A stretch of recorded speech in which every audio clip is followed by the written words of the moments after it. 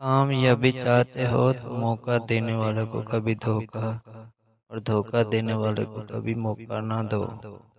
ज़बान का वजन बहुत ही हल्का होता है, मगर बहुत कम लोग ही संभाल पाते हैं। हुस्न सलूक की सबसे ज्यादा हकदार तुम्हारी माँ है। कभी किसी को नीची नज़र से मत देखो, क्योंकि तुम्हारी जो हैसियत है ये तुम्हारी काबिलियत नहीं बल्कि अल्लाह का तुम पे करम है। उस शख्स को कोई नहीं बदल सकता जिस शख्स को अपने अंदर कोई गलती नजर ना आती हो। इंसान को अपने अंदर झांकना आ जाए तो वह दूसरों के एहसासात को समझने के काबिल हो जाता है।